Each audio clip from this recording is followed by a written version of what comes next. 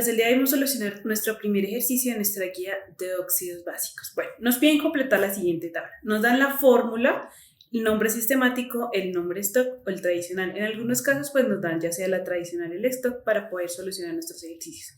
En este primer caso se observa que tenemos que un óxido de bario o un monóxido de bario en nuestra nomenclatura stock lo podemos escribir como un óxido de bario. Y el número de oxidación que vamos a trabajar en este caso, 2. Y el número tradicional, como pues no tenemos pues otro número de oxidación, decimos que se llama un óxido bárico. O también lo podemos llamar como óxido de bario.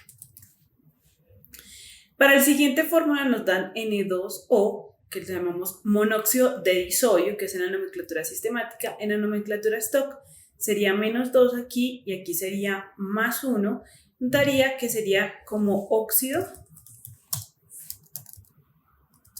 de sodio, entre paréntesis 1.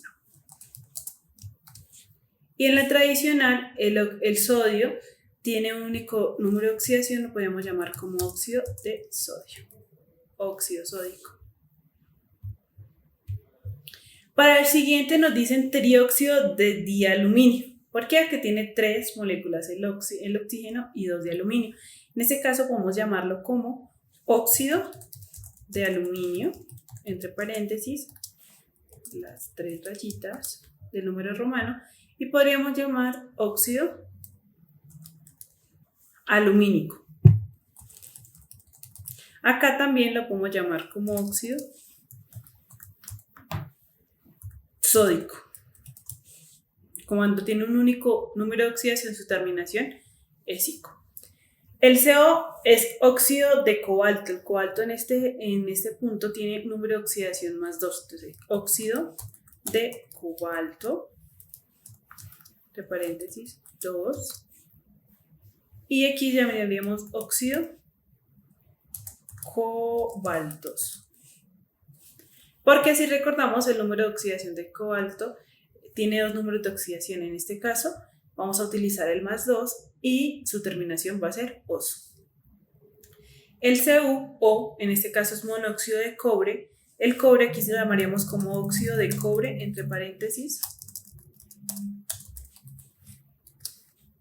2 en número romano. Y aquí en la nomenclatura tradicional, el cobre tiene 2 números de oxidación. Entonces decimos que el óxido en este punto sería igual a ¿qué? A óxido. En este caso, óxido sería óxido cúprico. Para el siguiente nos dan óxido de dicobre, que quiere decir que es Cu2O. Y que en este caso nos daría óxido de ¿qué? De cobre 1. Y que en este caso nos daría óxido cuproso. ¿Por qué? Porque el número de oxidación anterior es 2 y ese es de menor categoría, que sería igual a 1. Ahora, óxido ferroso. Nos indicaría que el primer número de oxidación en este caso sería menor que el férrico. Entonces diríamos que es Fe. Ponemos el oxígeno. Y al ser ferroso, sería como número de oxidación más 2. Entonces, FeO. Entonces, en este caso nos daría que es el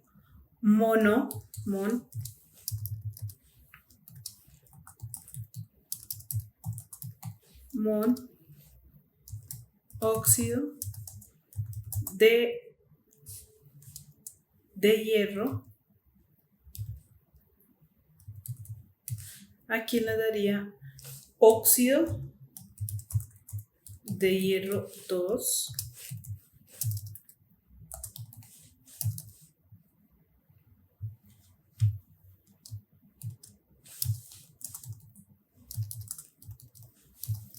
Y aquí nos daría óxido ferroso.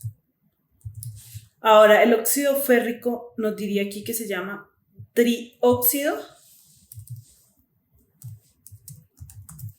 de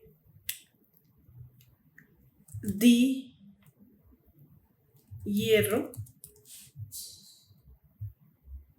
Y aquí se llamaría óxido de hierro 3.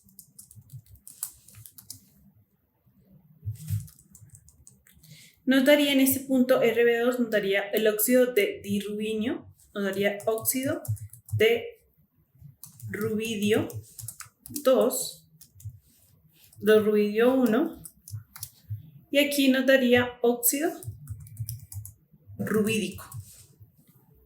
El Mg nos daría aquí óxido de magnesio,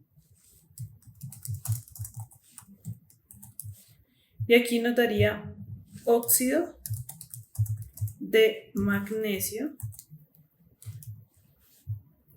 y aquí nos daría óxido de magnesio, entre paréntesis 2, o 2 en romano.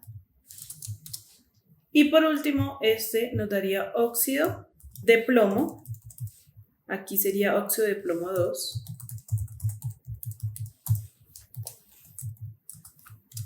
y aquí nos daría por último óxido polumboso. Y esta sería la forma de completar bajo las reglas de número sistemático, nomenclatura stock y nomenclatura tradicional.